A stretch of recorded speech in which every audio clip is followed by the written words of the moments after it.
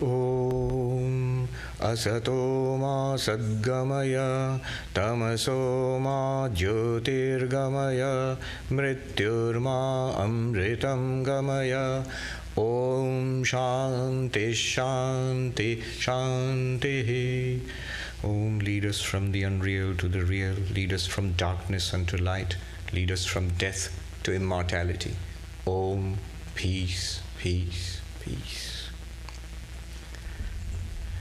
Revered Swami Sarvapriyanda Maharaj, other revered monks, revered Matajis, other monastic members, and dear friends, great to be back here.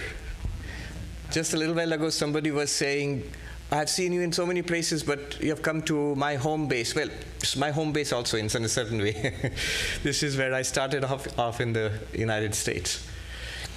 When Revered Maharaj Sarvadevanji said you give talks on 3 consecutive days, what was I going to talk about? It was what Americans would call a no-brainer, because there is this hymn which I chant every day in the morning. It has 3 verses.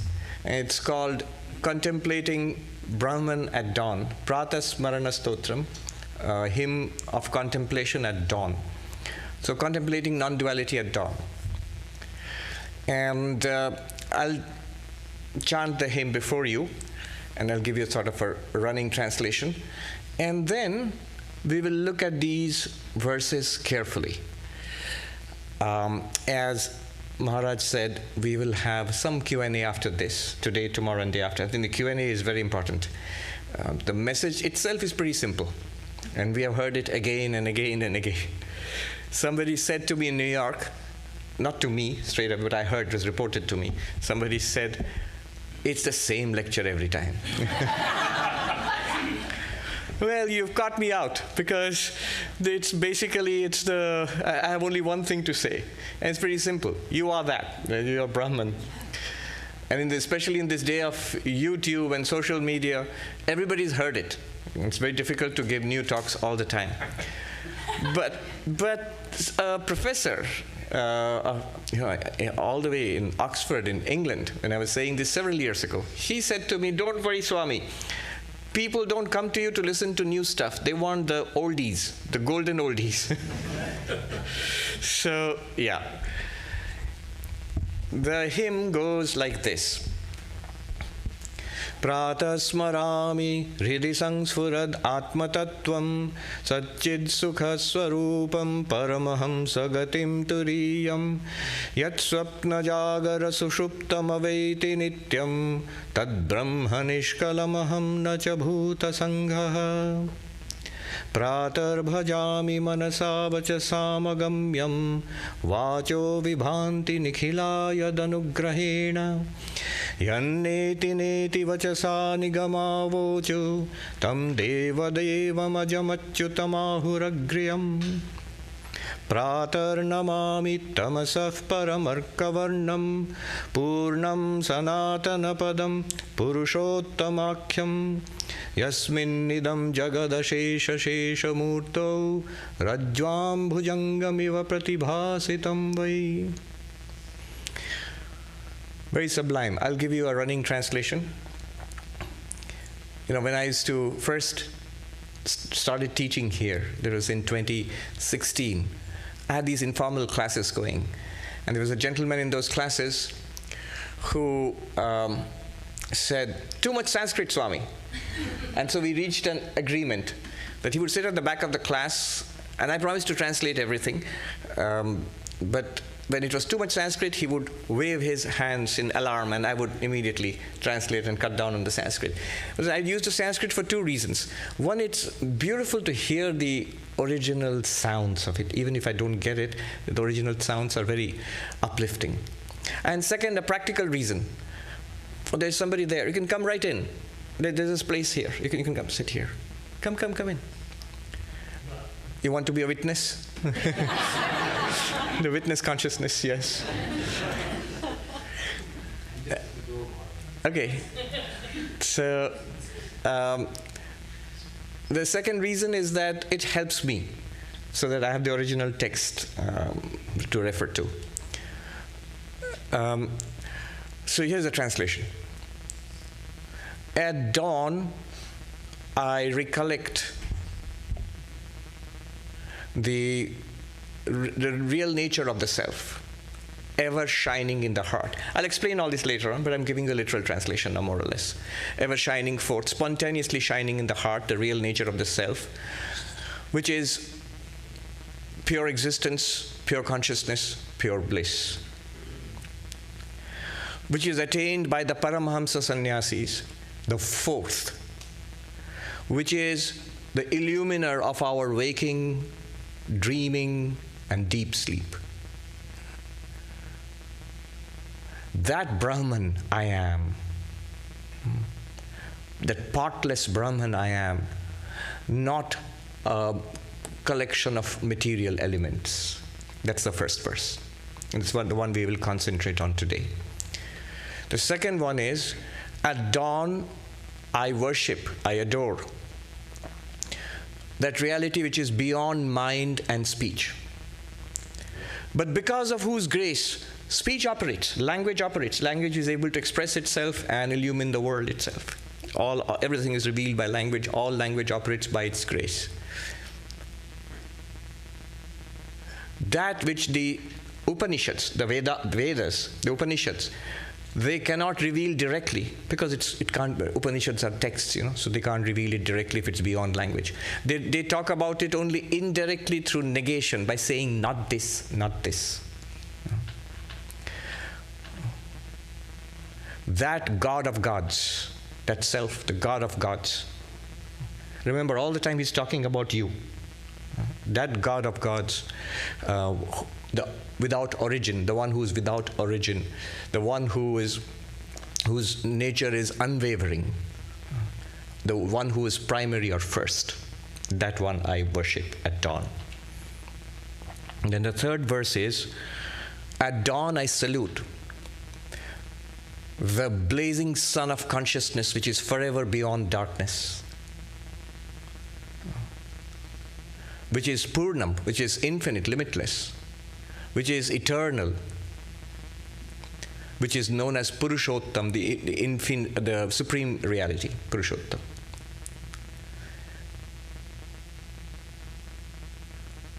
In which this entire universe of all this tremendous variety appears in which like a snake appears in a rope. That one I salute. All right, so this is the hymn. Already some mystified glances. By the way, I can see it's very nice to see many old faces, familiar faces, and also very nice to see some new faces too. I remember when I first became a monk, a new brahmachari in an ashram in India, a senior monk told me, in Bengali, I'll translate, but he said, Nuton brahmachari ar praveen sadhu ashram et shobha. The new novices, the ones who have come to become monks, the new entrants into the monastery, and the senior monks, the elderly monks, these are the beauty of the ashram, the glory of the ashram, It's great to see new seekers, new faces here. All right, here we go.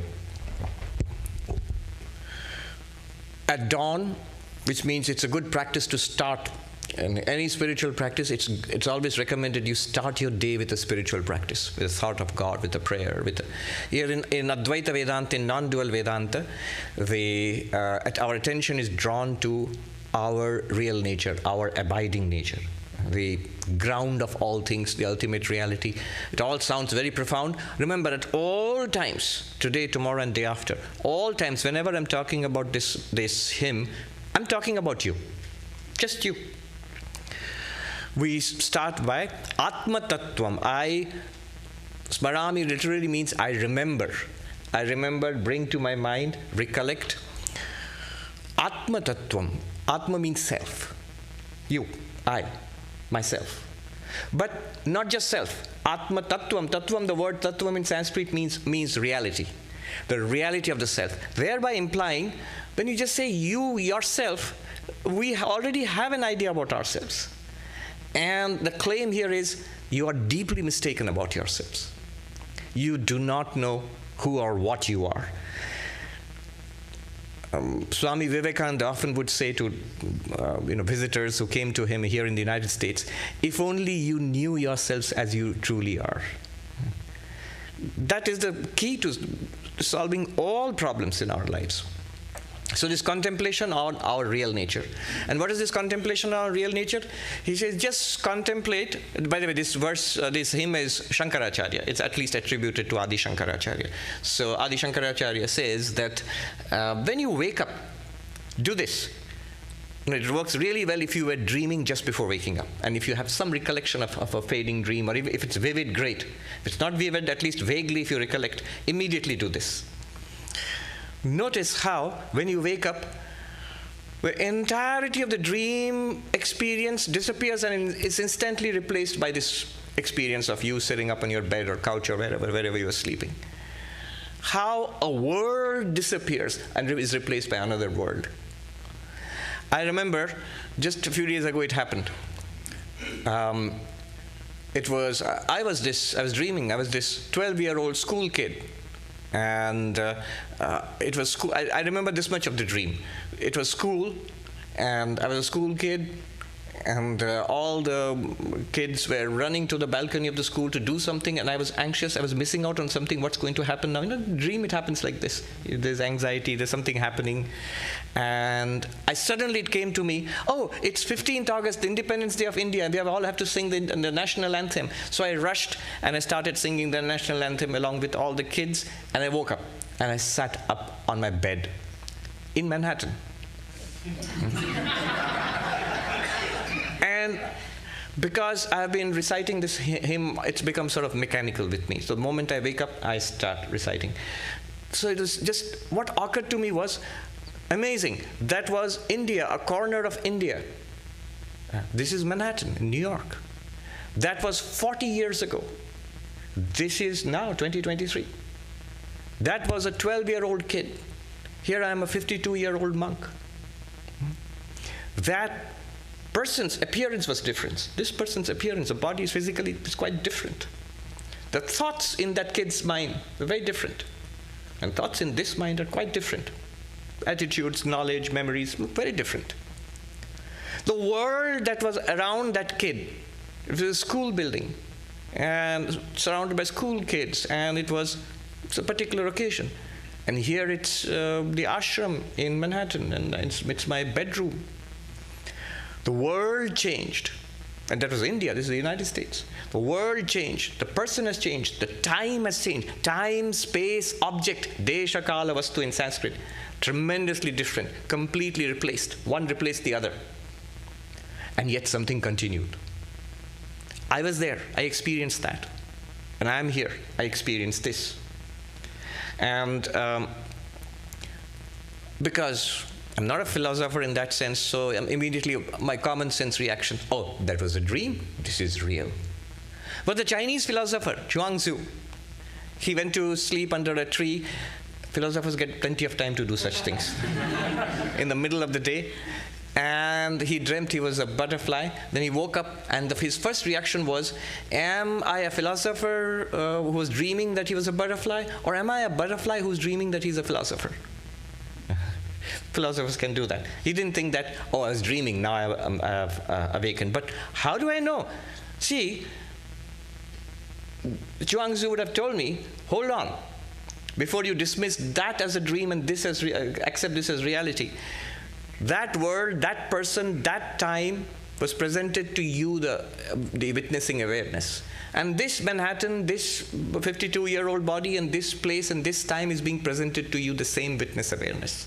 What right do you have to dismiss one as a dream and accept one as the reality? You know?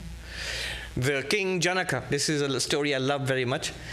I heard this from a monk in the Himalayas many, many years ago in 2004. And the king Janaka, who was also a philosopher, a king and a philosopher, he went to sleep, cutting the story short. Some of you may have already heard it online. I'm going to cut it short. It was a long story. And I sort of had the inkling that the monk used to extend the story according to the time available. Because his stories would always end when the sun went behind the mountains. It suddenly becomes dark in the high mountains because it goes behind the market. And all stories ended at that time, strangely enough. So the king Janaka woke up suddenly in the middle of the night, and there was a commotion in the palace. The soldiers came and told him, Highness. Yeah, now it's on. Highness, we are under attack. The enemy has attacked us. We must go and defend the kingdom. And the king said, call out the cavalry and the infantry, call my generals, give me my armor and bow and arrow and everything. And he went out and fought this battle, and he lost the battle, and he was captured by the enemy and dragged before the invader. And the invading king said, Janaka, you are defeated, and I exile you. Your kingdom is now my kingdom. And poor Janaka, overnight he was a pauper. He was a king the night before, and now he's a pauper. He's nobody. And he stumbled from door to door in his kingdom, begging for a little bit of water or food. Nobody would help him. His erstwhile subjects, they were scared of the new conqueror. He stumbles out and walks, and he goes to the next kingdom, which leads me to think that it couldn't have been a very big kingdom. And then he finds this place where, food is being distributed for the poor people, like a soup kitchen. It was khichdi, rice and lentils. And when he comes to the head of the line, the person says that the food is finished, and he begs, give me something, I can't take it anymore. So whatever little gruel was left at the bottom, the scrapings of the barrel, they scraped it out and put it in a bowl and gave it to him. As Janaka was about to take it to his lips, trembling hands, a kite swoops down, knocks the bowl from his hands. It goes rolling in the dust. So does Janaka. He falls down weeping in the dust, crying out, alas, alas. The story was in Hindi, so he said, ha ha kar karte the. And the ha ha means in Hindi or Sanskrit means exactly the opposite of what it means in English. In English, English it means that, ha ha. In Sanskrit it means alas, alas. And at that moment he sat up on his bed. And he would have said, if I were there, I would have said, oh, that was a dream. This is, thank God, it's a nightmare. And this is the reality. But he is a philosopher. And he thought, was that true or is this true? In Hindi, wo sach ya ye sach. Was that true or is this true? And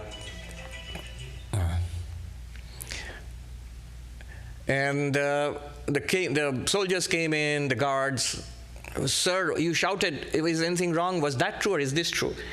They got scared. They went and called the queen. The queen came in and said, now what's the matter, old man? What's wrong? And he said, was that true or is this true? The queen calls the court physician. The doctor comes and takes his pulse. Your Highness, is everything all right? Are you feeling unwell? Yeah.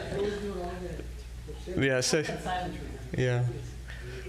Google's also listening.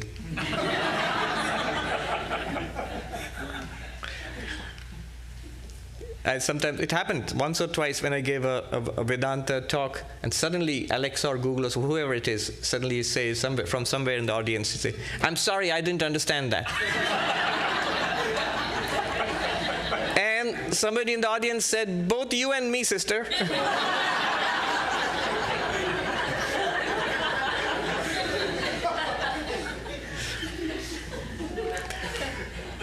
And very soon the news spreads across the city that the king has lost his marbles. And even before social media in those days, somehow, the rumor spread that the king is just saying, is that true or is this true? He's come to court, but whatever matters of state are brought before him, he just says, was that true or is this true?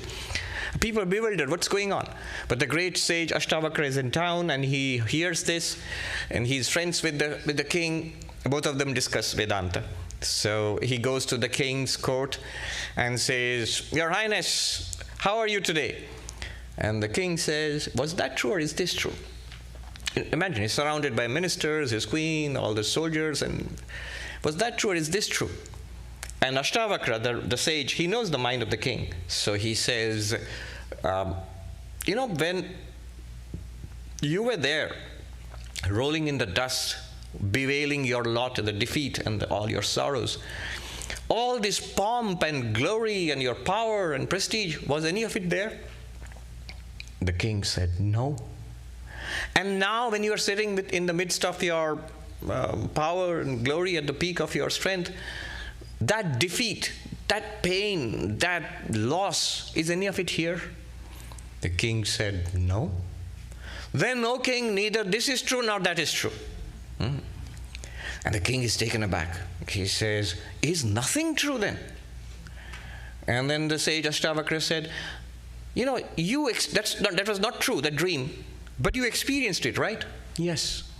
And this is also not true, but you are experiencing it. You're here, you're experiencing it, right? He says, yes, I am. That cannot be denied. In that case, O king, neither that is true, nor this is true. You are the truth. Na ye sach, na wo sach, tum hi sach. So this is the method of the analysis of the three states of waking, dreaming, and deep sleep. This is found in many of the Upanishads, Brihadaranyaka and Chandogya, but classically the most important Upanishad which talks about the analysis of the three states is the Mandukya Upanishad. The shortest of the Upanishads, most powerful of the Upanishads, and it says, it has only one thing to say, the analysis of the three states of waking, dreaming, deep sleep, exactly like what we did right now. And that's it. No more stories, no arguments are there, but no stories, no descriptions of teacher, student, no descriptions of Vedic rituals and stuff like that. Just waking, dreaming, deep sleep, a contemplation on that, and what do we get from that? See, this is one of the beauties of Advaita Vedanta. That all you need is your quotidian experience, our daily experience. Our experience of being the subject and the object. I am the experiencer, and this is all that I experience. That's enough for you to start the Advaitic inquiry into who am I or what am I. The experience of waking, dreaming, deep sleep. Who doesn't have that? We all have that. We all are awake. We sleep, dream, often all in the same Vedanta class. So we all have these experiences. Come on out here. There are seats which are free. Yeah. We all have these experiences. And the beauty is this. There is no demand that, either you do a lot of these spiritual practices and then you will have these extraordinary spiritual experiences and then you will know. When Vivekananda says that if God exists, I should be able to see God. If I have an immortal soul, I should be able to feel it. This is a demand for a kind of empirical experience. Empirical, quote unquote, not sensory, supersensuous experience, but experience nevertheless. And a kind of experience which is not commonly there. We don't have it. So that's one kind of spirituality. That there are many branches, yogic, tantric, many branches of spiritual practice which say that you do these sadhanas, these spiritual practices, and you will get certain extraordinary mystical experiences which will prove to you the claims of religion. Which is true, which is great, by the way, which is what might be called the yogic path or the mystical path. But there's a peculiar advantage in the Advaitic path that it takes as its basis experiences which we all have. Waking, dreaming, deep sleep. So Shankaracharya says in this hymn, take a look at your waking, dreaming, deep sleep. What do we see that?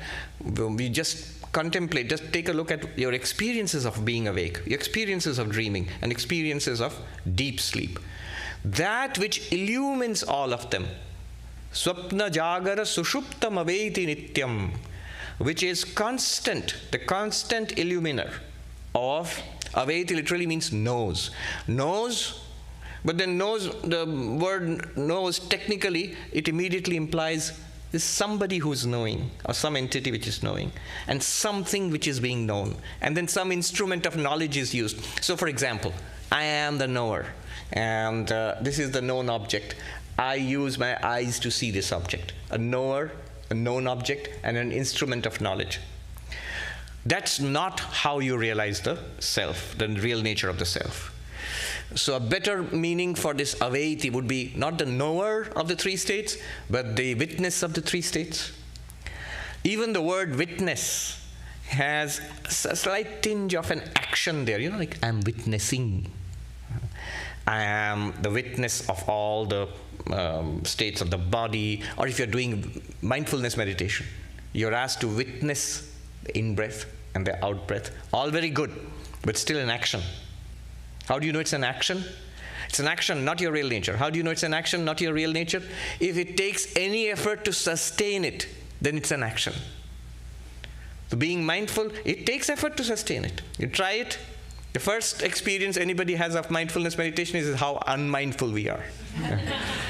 So you have to bring your mind back to it again, the in-breath and the out-breath. So the word witness automatically gives in our mind a certain tinge of activity, action. There's no action there. It's effortless, it's choiceless. So the best word translation for this aveiti would be the illuminer of your waking, dreaming, deep sleep. That awareness in which the knower and the known, the waker and the waking world appeared, played around, and disappeared. What do I mean by the waker and the waking world? I mean that 12-year-old kid and the school and the singing of the national anthem. That's the waker and that's the dreamer and the dream world. It's the same awareness in which the waker and the waking world appears and disappears. What is the waker and the waking world? The one who sat up on the bed and said, oh, I am the Swami Sarvapriyanda sitting in Manhattan in 2023. This Manhattan 2023, the bedroom there, and the Swami sitting up there, that's the waker and the waking world. That little kid, school, singing their national anthem, that was the dreamer and the dream world. And in between, there were states of blankness, deep sleep. So you can sort of posit a sleeper and a deep sleep, quote-unquote, world. And there's no world there. It's a seed state. So that one awareness in which all three states come and go, waking state, in Sanskrit, Jagrat, dream state, in Sanskrit, Swapna, deep sleep state, in Sanskrit, Sushupti. These are states. States of what? Often they're translated, there's states of consciousness. Not really states of consciousness. Technically, they're all states of the mind. It's the mind which is awake, which dreams, and which goes into sleep and awakens again. You, the consciousness, the awareness, is always a constant light, a constant illuminer of all three states. In each state, there is a knower and there is a known. So, for example, this is my waking state. I am the knower, and this is my known universe. In dreams, where I am the... Is somebody... yeah. In dreams, I am the person dreaming, and there is a dream world, which the king... What is that? Alarm so they don't fall asleep. Oh, okay. There's a dream world. The king Janaka, who was defeated. The problem is not only I get distracted, the audience also gets distracted. That's the problem. Yeah. So the king Janaka and his defeat by the enemy and all of that, that's the dream state. And he was the knower in that dream state, and he knew a certain world which he experienced, and all of it disappeared when he woke up. So the waking and with the waker and the waking state, the waking world, the dream state with the dreamer and the dream world, and the deep sleep state with the deep sleeper and the darkness or the indistinguishable mass of which you experience in deep sleep, the blankness, the darkness. All of them come and go in one awareness. Now, if you count in this way, waker, dreamer, deep sleeper. 1, 2, 3. Waker, dreamer, deep sleeper. And yet, I am the same one. I have to admit. I am the same one who felt that I'm a little kid about to sing the national anthem 40 years ago in India. I'm the same one who felt I am a monk sitting up from my sleep in Manhattan in 2023. King Janaka was the same one who felt that I've been defeated, my life is ruined, my kingdom is gone. and woke up and thought, oh, I am the king, I'm sitting up in my royal bedchamber, and was that true, or is that true, is this true? But it is the same Janaka. It is the same Sarvapriyananda. The bodies are different, the personalities are different, the time is different, the place is different. The people surrounding objects and people are different. The worlds are different, and yet the experiencing consciousness is the same. Even the personalities are different. The dream person and the waking person are not the same. They're different. But the one consciousness behind them is the same. That's why waker, dreamer, deep sleeper, they all must be one. I mean, common sense. When you wake up from sleep and dreaming, you don't say, that was a different person, I am a different person. No. You say, I was dreaming, I was asleep, I am now awake, I am the same one. Then what's the nature of that same one? Waker, dreamer, deep sleeper, they are all mutually exclusive. But there is one something behind all of them to which all of them are appearing and disappearing. That thing is called the fourth. The fourth. In Sanskrit, Turiyam. Shankaracharya uses the term Turiyam. It literally means the fourth. Waker 1, dreamer 2, deep sleeper 3. Consciousness by itself, the fourth. The awareness by itself, the fourth. Now we are seeking Atma Tattvam, the real nature of the self. And Shankaracharya here tells us, you are that bare awareness, that bare consciousness, to which these worlds and the knowers of these worlds appear and disappear. Waker in the waker's world, dreamer in the dreamer's world, deep sleeper in the deep sleeper's world. And these knowers and the known worlds, they are not different from this awareness. I like the gold and ornaments example here. I've used this often. The same gold, it's made into a necklace. And then it's melted and made into a ring. And then it's melted and made into a bracelet. Now notice, a necklace is very different from a ring. A ring is very different from a bracelet. They look different, their uses are different. You put a necklace here, you put a bracelet here, you put a ring on the finger, and the names are different. Necklace, bracelet, ring. Names are different, forms are different, uses are different. And yet we all know the substance, the reality behind all of them is the same. It's literally the same gold which was given the name and form of a necklace or a ring or a bracelet. Underlying in and through the three ornaments, different names, different forms, different uses. In Sanskrit, Nama, Rupa, Vyavahara. And there is one underlying reality. And sounds fancy when you talk about it philosophically. It's common sense. We know it's the same gold. Now, what Vedanta wants to tell us is, through your waking experience, dream experience, and deep sleep experience, there is one underlying reality. And that is called the fourth.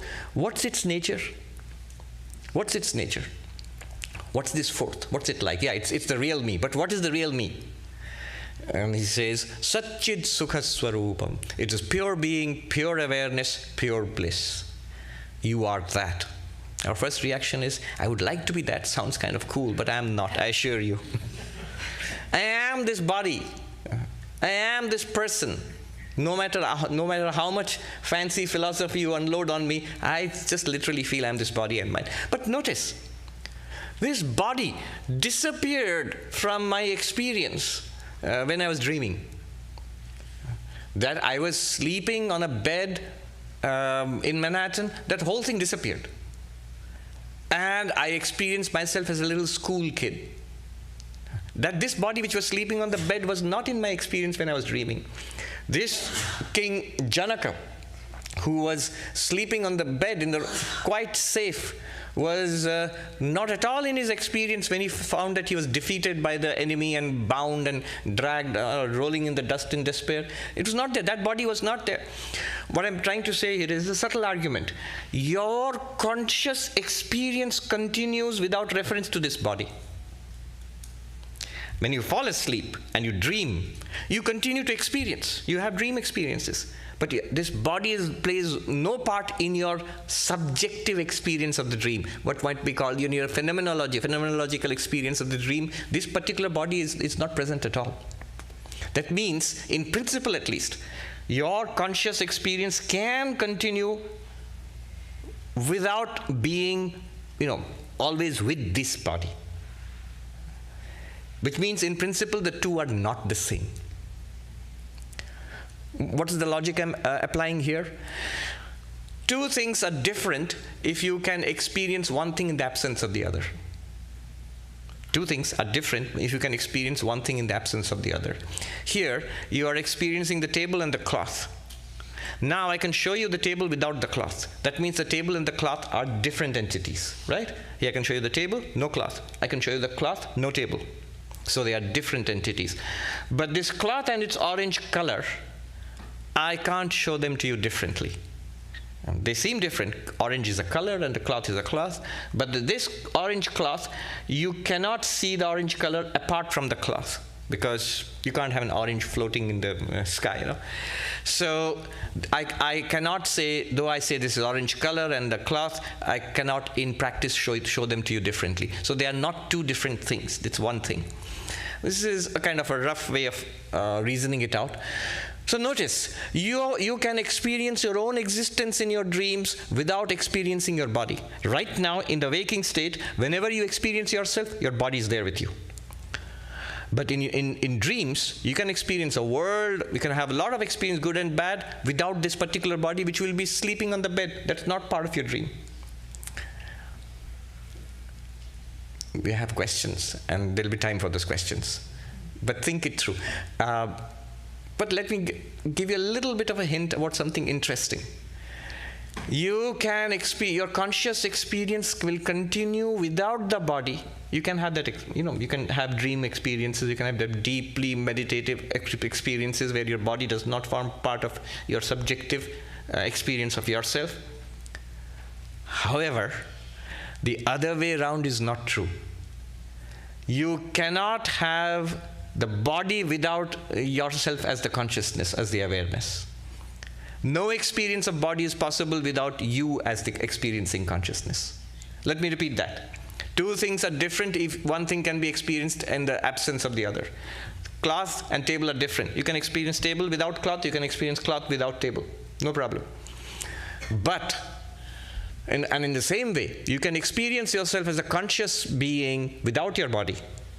How? Dreams, hallucinations, deep meditation. It's not uncommon. But you can never experience your body without yourself experiencing first yourself as a conscious being. Never. Implication being that the consciousness which you are is distinct from the body, but the body is not distinct from consciousness. And just leave it at that. It's a tremendous assertion to make. This is where the heart of Advaita Vedanta lies. So, just like the gold is the one reality of the bracelet, necklace, and ring, similarly, this one existence consciousness bliss is like the gold, which appears as your waking experience with the waker and the dreamer, which appears as your dream experience with the dreamer, waker in the waking world, which appears as your dream experience as the dreamer in the dream world, which appears as your deep sleep experience as the blankness of deep sleep. In reality, it is awareness, it is consciousness. Satchit Sukha Swarupam. Technically called the fourth, with respect to waker, dreamer, deep sleeper. It's called the fourth. Not really the fourth. Mandukya Upanishad says, Chaturtham Manyante. It is said to be the fourth. By whom? Who thinks it's the fourth? Agyaha, the ignorant. In reality, it's the one. It's the one reality which appears as three: waking, dreaming, deep sleep, waker, dreamer, deep sleeper, waking world, dream world, and the deep sleep potential, the darkness, the seed state. Okay.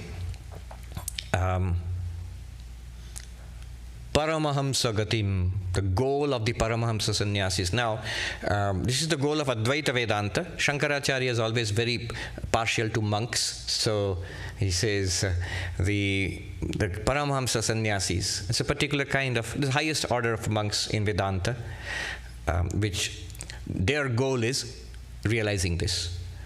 Goal means it's the truth of all of us. So basically, what it means is that it's our goal as spiritual seekers, everybody's goal as spiritual seeker, and it's not a goal. because it's you yourself. So gati here means avagati, to realize this.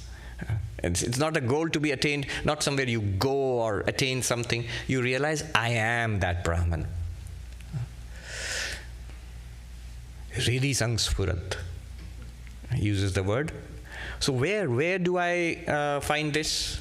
Where do I focus? If you want a location, he says in the heart. In the heart, Hrihi. Heart, 3 meanings. One meaning is physical, not the biological heart, but in the center of the chest. You focus there. It's a good place for meditation. So if you want to focus, I am the witness consciousness, and you need to anchor yourself. Primary, first meaning, preliminary meaning would be you focus here. As you wake up, I am the awareness to which all of these is appearing. But a deeper, better meaning is in the mind. Heart means in the mind of the intellect. Shankaracharya often, in his commentary, buddhi guhayam, heart, hridaya, the heart means buddhi, the intellect. Basically, what it means is very simple. Right now, in our thoughts, feelings, emotions, ideas, there is one awareness. That's what he means. In our minds, all the time, thoughts, feelings, emotions keep coming and going.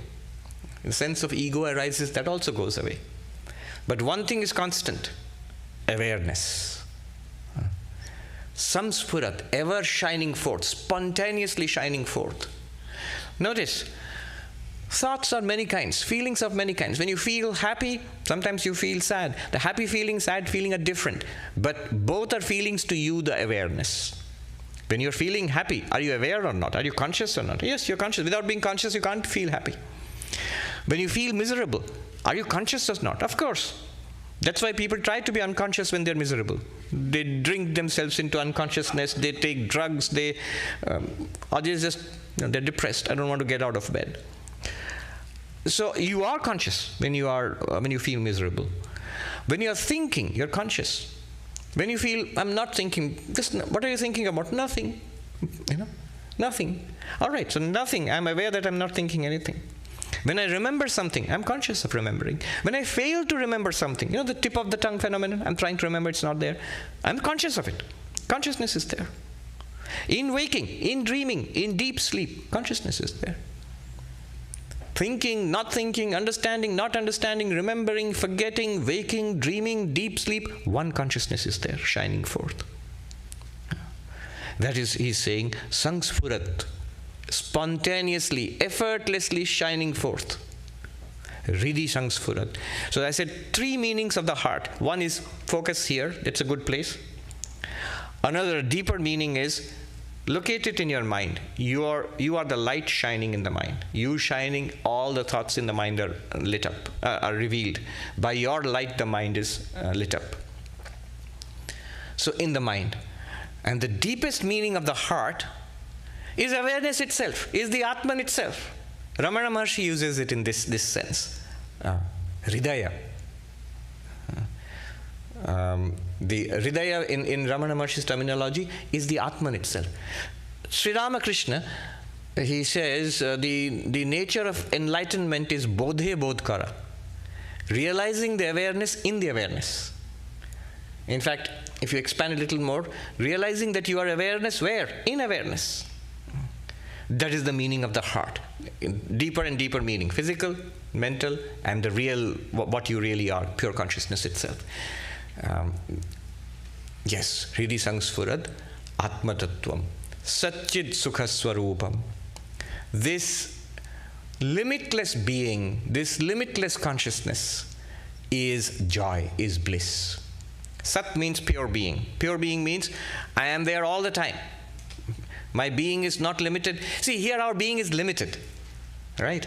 I am this body, but I'm not all of it. I'm so tiny. I'm a little part of this hall, and this hall is a part of California, which is a part of the United States, part of the world, part of the enormous, humongous universe. So we are so tiny. But when you see yourself as the consciousness, in which you are appearing and your waking universe is appearing, in which you, the dreamer, are appearing and your dream universe is appearing and disappearing, and in which you are appearing and your deep sleep is appearing and disappearing, then all of that, whatever you see in the deep sleep, whatever you experience in the dream, and whatever we experience in the waking, is in me the awareness. This waking universe is no limitation to me, the awareness. This dream universe is, what is the one thing which is other than you in your own dreams? Nothing.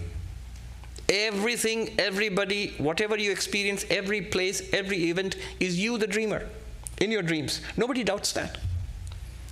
What Shankaracharya is saying, you extend it to your waking state also. Dream is based on the dreaming mind. But here in the waking state, it's not the mind. It's in waking, dreaming, deep sleep, it is the one underlying consciousness from which nothing in the dream, waking, or deep sleep is different. So you are not limited. Your existence is not limited in the waking, in the dream, in the deep sleep. This unlimited existence, this unlimited awareness. See, our awareness is also limited here. We are aware, attentive, and after 30 minutes of this crazy philosophy where it's a struggle to stay awake, very limited awareness. It's a struggle to pay attention. But the one consciousness which is unflickering, effortless, which is the witness of your alert mind, which is the witness of the wavering attention, which is the witness of the mind drifting off into, like a daydream or a sleep, and then coming awake again. Yes, what was going on? All of it happened in you, the awareness. That awareness is unflickering. I think it's Aurobindo who had a beautiful line. He says, the white glare of an immortal gaze.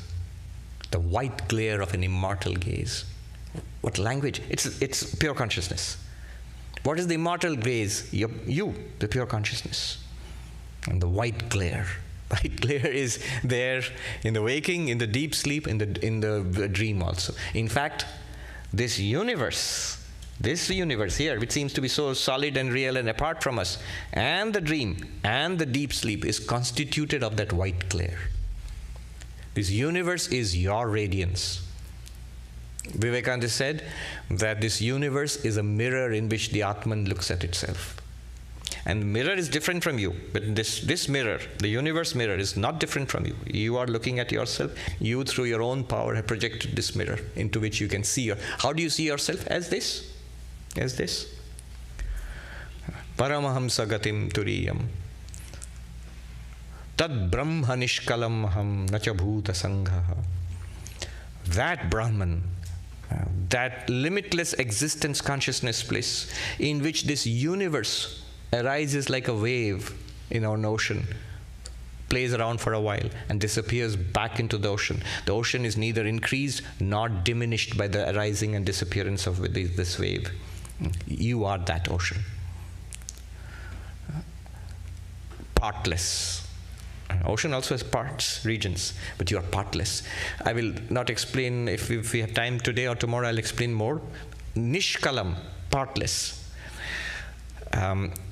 It's basically a repudiation, a negation of difference. Difference in two ways. One is desha kala vastu parichinna shunya. That means in you, the consciousness, there is no limitation of space. Here we seem very limited in space because we identify ourselves as with this body. So I am here but not there. You are there but not here. And we are all here in California, but not in New York, for example. We're limited in space. But you, the pure being or pure consciousness, you're not limited in space. Imagine the dream example. That's a very good example. In your dream world, you seem to be located, I'm here. Poor King Janaka thought, I have been thrown out of my kingdom. Now I'm in the neighboring kingdom. I am rolling in the dust here and weeping. So there is this vast world apart from me. That was my kingdom. This is where I'm exiled now. But when he woke up, that kingdom which he had lost, that place where he was rolling on the dust, all of it, wasn't it all him in his mind? Exactly like that. This universe, little bit of which we know, the vast unknown, as the known and the unknown are entirely appearing in you. You are not limited to a particular corner of space here. The entirety of space appears in you. According to Advaita Vedanta, you are not in this hall. The hall is in you. You are not in California. California is in you. You are not in this universe. This universe is in you. Space appears in consciousness. Time appears in consciousness. All objects, including your body and your mind, they appear in consciousness. A very good example is the dream example. All time, space, and object there, they appear in the dreaming mind. Similarly, in here, in that existence consciousness bliss, this universe and all its contents, and this particular person, you, from your perspective, it seems you know only a tiny slice of it and the rest of it is unknown. But exactly the same thing happens in the dream. So, Nishkalam, there is no division of time, there is no division of space, there is no division of object. No division of space, that means all space is in you. Therefore, you are Sarvavyapi, all pervasive. Just like in your dream world, there is no place in the dream world where you are not actually, because it's all in you.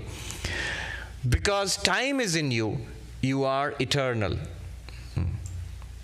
And because nothing in that world of dreams is separate from you, similarly, nothing in this universe is separate from you, the consciousness, or you, the pure being. Therefore, there's no second thing distinct from you. You are non-dual, Advaitam. In Sanskrit, Sarvavyapi, Nitya, Advaita. All pervasive, eternal, non-dual. This is the meaning of Nishkalam, without part. Another meaning would be the three kinds of possible differences. Sajatiya, Vijatiya, Swagata. Three kinds of differences. So I am pure consciousness. How many pure consciousnesses are there? There are not many pure consciousnesses. And consciousness is that singular which has no plural. So there is no second Brahman apart from you. No division between one Brahman and the other. This is not possible. There's only one infinite. Okay. But other than Brahman, other than me, the consciousness, other stuff is there, right? No non-conscious stuff and all. No. All that stuff is nothing other than you. It's an appearance in you. Therefore, no vijatya, no difference between two different kinds of entities. And the third one is, all right, so I am this one limitless consciousness, but within me there are differences, right? So I am this person and there's another person, there are living things, non-living things, there's God and the sentient beings, time and space, all these are different things within the same one consciousness. Is that what you want to say? No, not even that. It is a one homogeneous consciousness. All differences are appearances. Just like on a movie screen, if you see people and cars and trucks and roads and the ocean and the sky, they are not different things. All of them is the same movie screen. Similarly, it's one homogeneous consciousness, that one partless Brahman I am. Not what I always take myself to be, this bundle, this material bundle, bundle of matter constituting a body, somehow generating a mind and consciousness. If you take the materialist perspective, it's like saying what we are as persons. It's like you take a Coca-Cola or Pepsi bottle and you open it and fizzes for a while. So according to the materialist reductionist, what is happening is you are a bundle of chemical reactions. Like a bottle is sitting on the table and fizzing, you are sitting there on the chair and fizzing for a while. When it loses its fizz, it's dead. Basically, you bury it or burn it or something. That's the consequence of being a materialist reductionist. All right. So this is the first verse. I think I did a pretty good job of teasing out the basic teachings there. Prata smarami hridisang sfurad atmatattvam. At dawn, I contemplate the reality of myself, ever shining forth in the heart. Now, each of those words has deep meanings, you know now. Satchit sukha swarupam, of the nature of existence, consciousness, bliss. Paramahamsa gatim turiyam, the fourth attainable by the Paramahamsa sannyasis, which for us means anybody who's seeking that enlightenment. Yat swapna jagara sushuptam aveti nityam. You, the consciousness, who illumines the waking, dreaming, and deep sleep universes. Tat Brahma Nishkalam Aham, that partless Brahman I am, not a bundle of matter. All right, Q&A. We'll do maybe 10 minutes I'm of very that. grateful to Swami Sarvapriyanda for his brilliant and insightful discourse on the scheme of non-duality at dawn.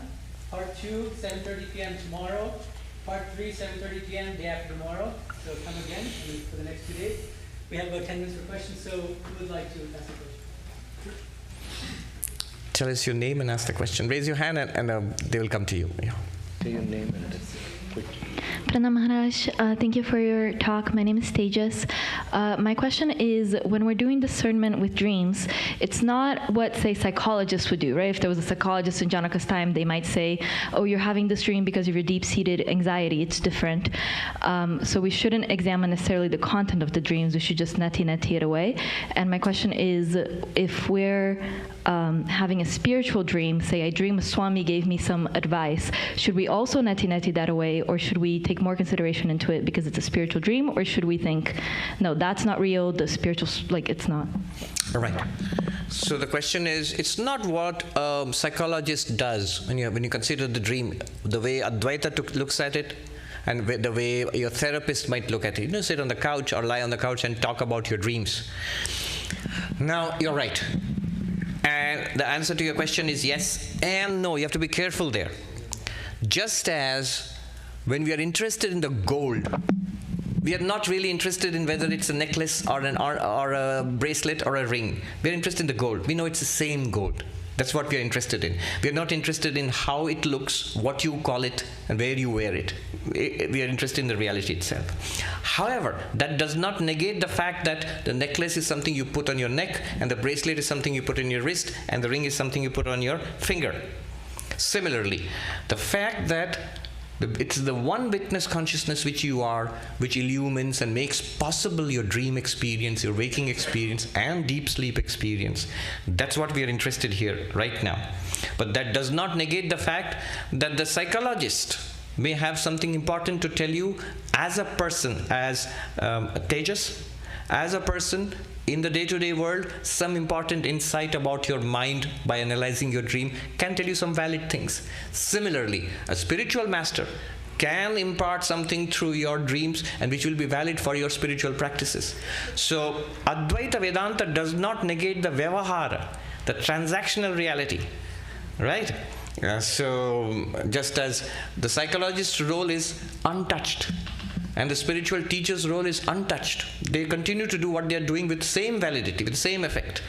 But what we are doing here is, what makes it all possible? As you said, in order to know the reality, we are turning away for the time being from the contents of the dream to the light which illumines our dreams. We're turning away from the contents of this world and indeed our own body and mind to the reality which illumines this body, mind, and the world. Right? We are turning away more carefully from the blankness, the seeming void of deep sleep, to that which it is appearing to. Deep sleep seems quite contentless. The contents are there, but they are in a seed form. But then what does it appear to? That blankness, what does it appear to? Yeah. So in Advaita Vedanta, actually it's a Sankhyan idea, that turn away from the object to that to which the object is appearing. I won't even say the word subject, because immediately we objectify the subject also. Anyway, yeah, that is, so you're right. In this analysis, we are not looking at the contents of the dream, but rather at the dreamer, and more carefully at that which makes dreamer, waker, deep sleeper possible, the fourth. You have a question? Yes. Hello, thank you for your talk in person. My name is Phyllis, and earlier, about 10 to 8, before my little alarm to remind me to take a pill went off, and I humbly apologize to everybody for that. You distinguished between mind and consciousness, and I understand that, having been aware of Vedanta teachings for a long time. But how do you distinguish between awareness and consciousness? Oh, I don't. Oh, you don't? I don't. Okay. These words, there is no an unambiguous term for the word chit. There are many words in Sanskrit, not even one word in English or maybe other language, I don't know. Chit, samvit, bodha, chiti. There are multiple words which all denote the same thing, pure consciousness. So in English we have to use words like consciousness, awareness, pure awareness.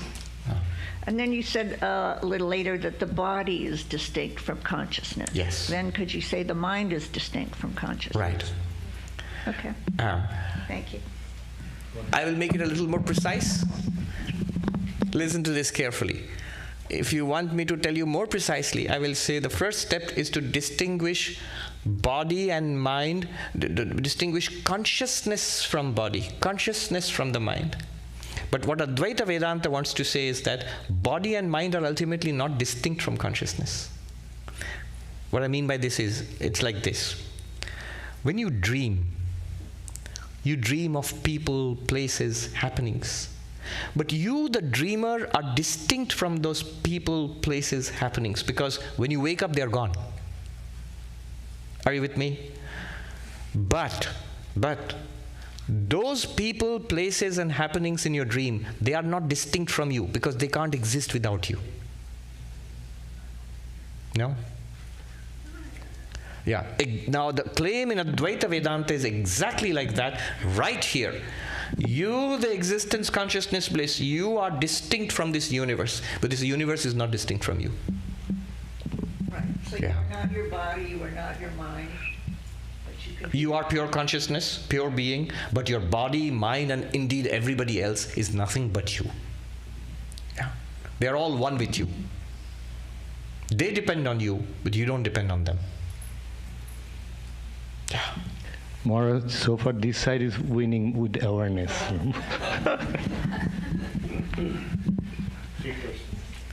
Thank you very much. My name is Beena Bhatia.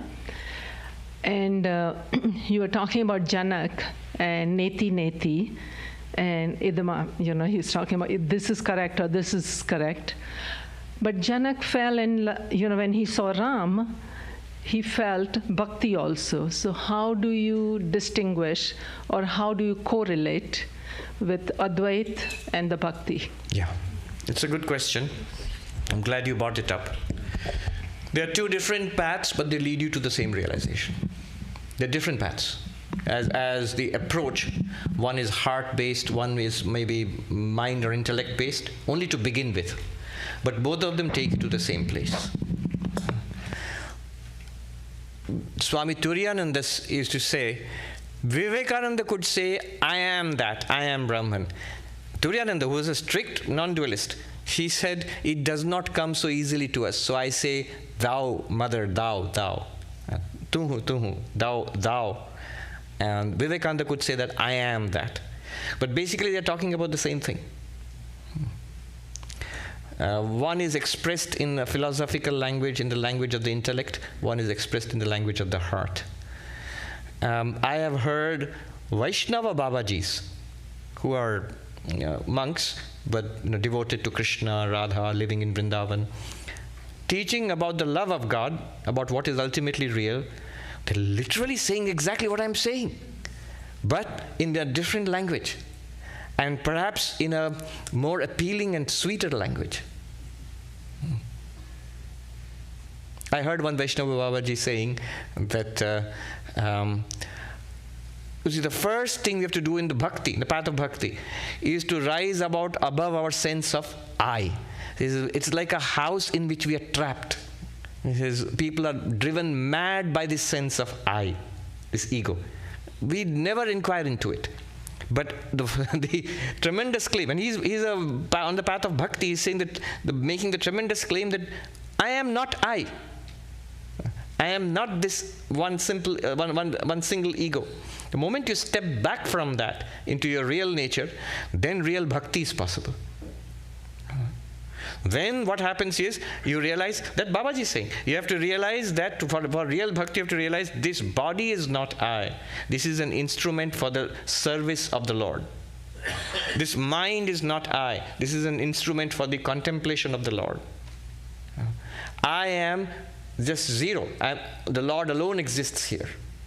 And I spend my time in this way, in contemplating on my beloved. Not I, but thou. This is, to me, it's the reverse and obverse and reverse of the same truth. Yeah. But good.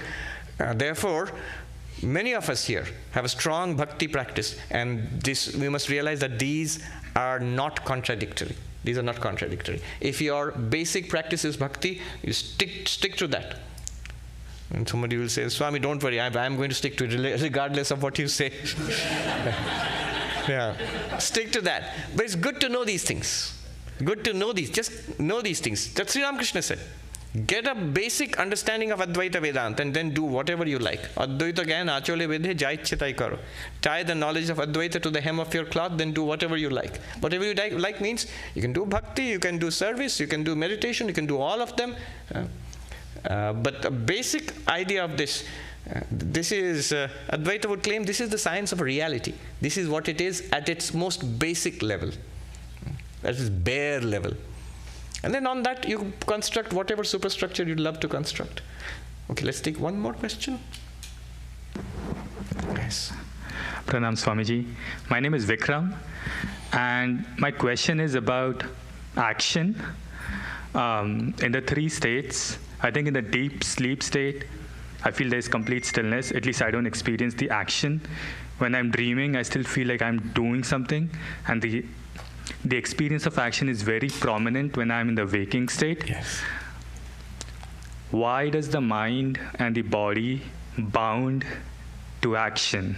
Like the illusion of time, or the time gives me a sense. Like, for example, I'm here right now, but after 15 minutes, I will go into my car, I'll drive back home.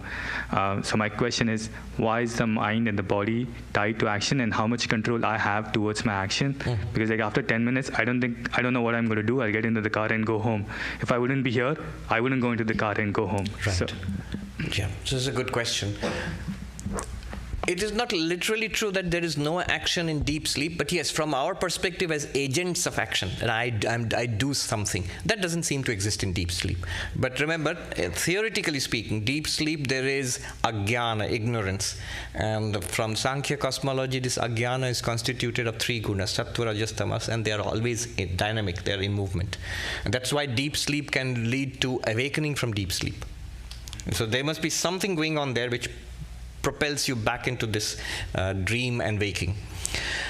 Dream and waking are based on change, on time. The moment time comes into action. See, dream and waking are what? Psychologically speaking, activity of the mind.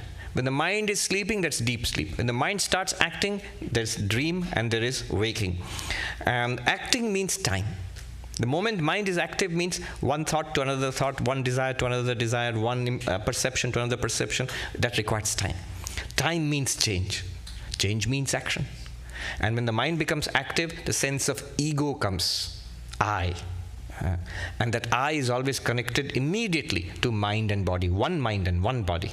And the sense of doership comes, and the sense of, bhoktritva is often translated into English as enjoyership, but it's actually more sufferership, if I can invent a new term.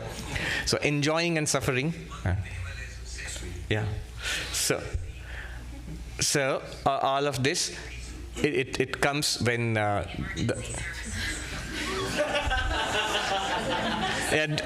don't call emergency services.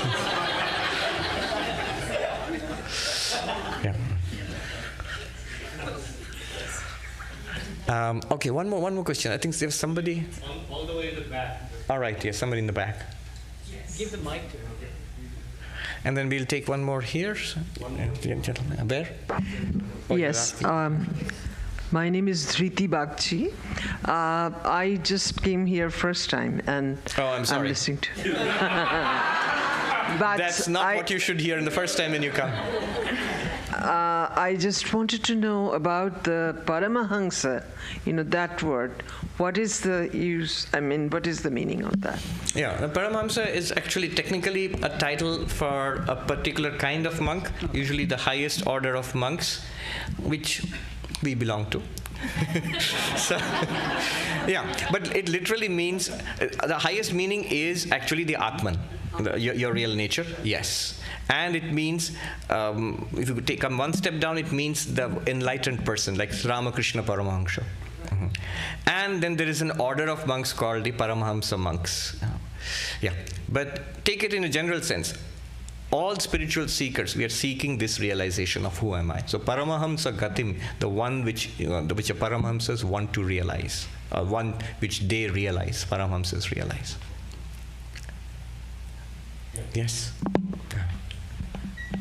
Yeah, thank you very much, Swami. And I'm here just to see you in person, because all these years. Tell us your name.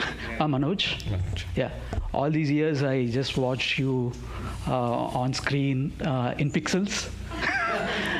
Now I'm just watching you in person, maybe some of many living cells. And just one thing, just I wanted to ask. So, after all these years, so just by sitting for 2 hours waiting for you, felt bored.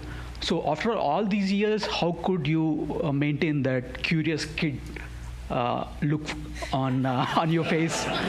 So because you are saying you are repeating the concepts and all over again, but how could you? I can see this first time you said all the concepts here.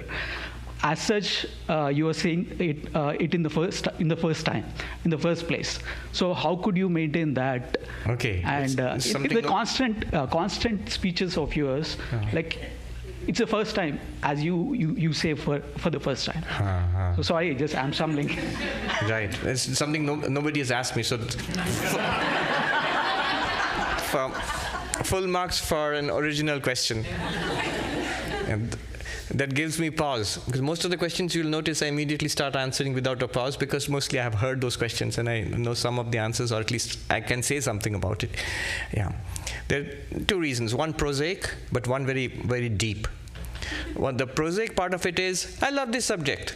So you talk about it, I'm always willing to talk about it.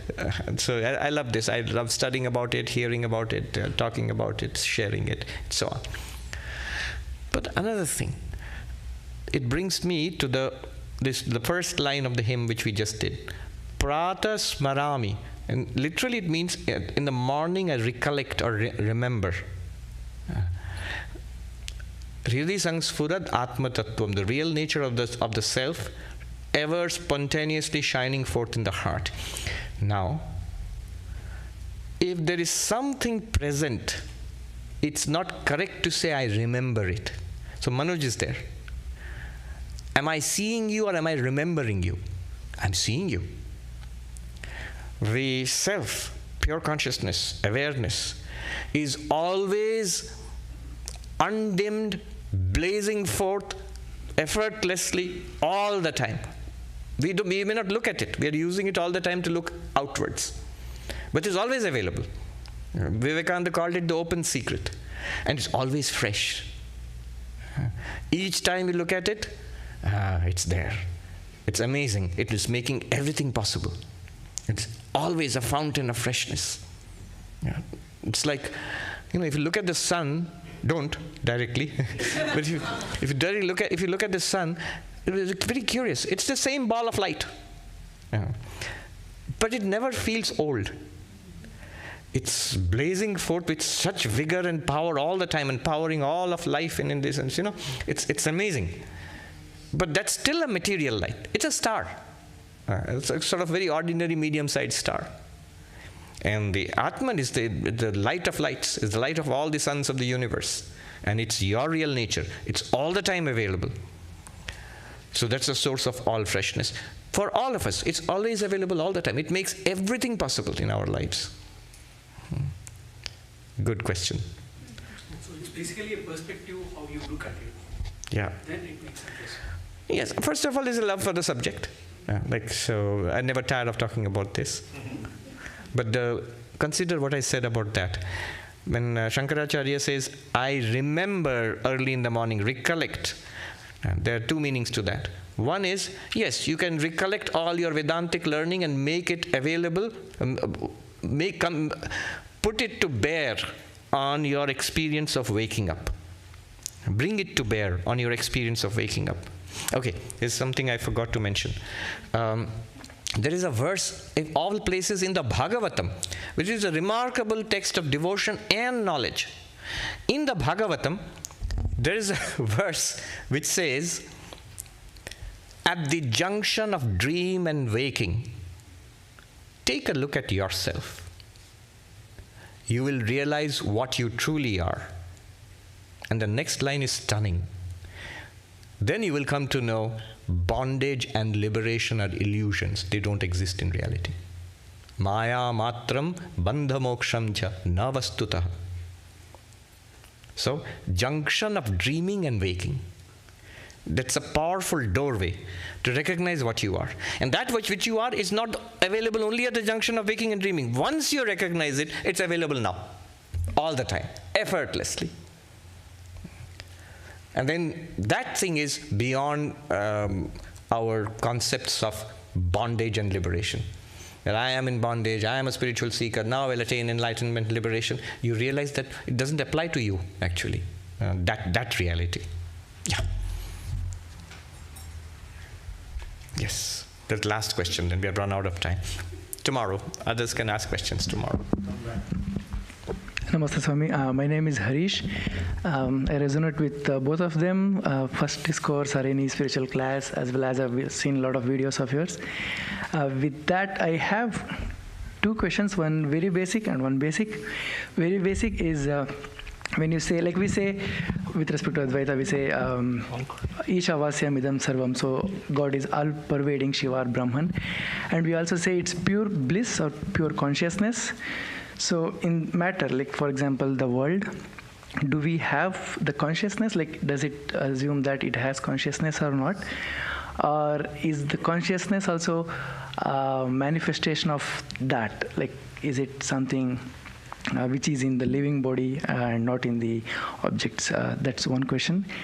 And okay, let me take it one by one. So let me reduce the question to its basic form. You are asking that we hear consciousness is all-pervading, and now we have all of these, we are experiencing all of this. So is consciousness there everywhere? Especially you're asking in non-living beings. That's what you're asking? Yeah. So in this table and chair? Say it's pure consciousness. Yes. Pure consciousness as well. So yeah, does chair and other things have consciousness as we do have? Yeah. So we do have consciousness. Does the chair have consciousness? Straight answer from the Advaita perspective, it's not really that we have consciousness. Rather, consciousness has us. We are appearing in consciousness. You are the consciousness in which you're Manoj. The Manoj personality, Harish, sorry. Who was Manoj? That was Manoj. So Harish. So in consciousness, the Manoj personality, Harish personality, Sarvapriyanda personality are appearing, and the body and the shared world which we are experiencing. So in consciousness they are appearing. So we are being pushed from this paradigm that I am a body with consciousness. I am a body with mind and consciousness. This is common sense. We would describe ourselves as that. We are bodies, there is consciousness, there is mind. Is reversing that. You are consciousness with a mind and a body. By mind I mean this personality of Harish and a body. So body mind, consciousness with body mind. Now we can answer the question. The same consciousness, tables and chairs appear, but they are not like us living beings. So they lack a living body, they lack what is called a subtle body. Mind, intellect, prana, which makes us sentient beings and these insentient beings. Ultimately, do they all have consciousness? The answer is, ultimately consciousness is the reality in which all of these are appearing. So yes, but they appear in consciousness. Just like in your dreams, in your dream, there are people, there are animals, and there are tables and chairs and rocks and dirt and a sky and all. So in your dreams also there are living beings with minds of their own, and there are non-living things. But really, the truth is when you wake up, all those non-living things and the living things were nothing other than the mind of Harish. In that sense. Okay, got the answer. Like basically, it has it has the underlying reality as the pure consciousness. The second question was on the dream.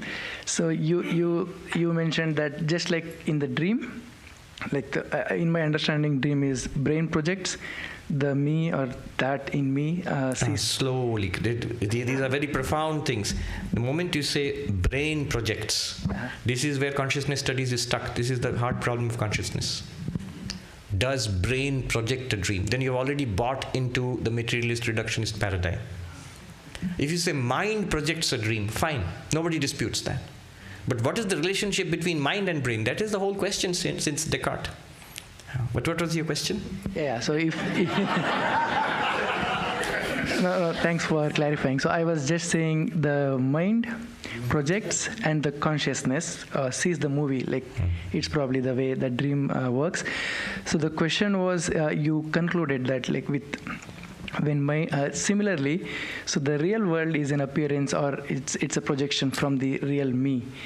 So I just want some clarification there because mind is manifestation of the pure consciousness and it has a function of projecting dream or whatever. Similarly, thinking, intellect, and then I sees, etc. So how did we conclude? Like, can we say the me sees the world? Okay, that's fine. But for example, we can take an example of hand, so we can grasp something, but can we just conclude directly that similarly this way the consciousness can clasp or grasp the world, something like that? So let me just say one thing and then we can take it up later. You just think about it, because these are very deep metaphysical questions. The question of realism versus idealism. Is it that the world exists and then you come to know it? Or is it that you know it and in your knowing the world exists, like in a dream, right? So these questions are very deep there.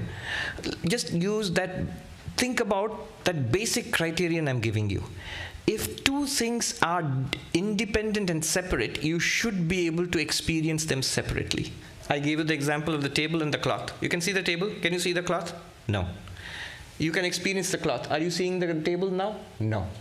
You can see them separately. They exist separately. This is a very crude way of putting it, but it's a simple idea. Now, the universe, anything that you know, is it possible to have any kind of experience of anything without consciousness? No. So, if on that criterion of two things, if they are separate, you should be able to experience them separately. On that criterion, you cannot say that the universe is a separate reality apart from consciousness.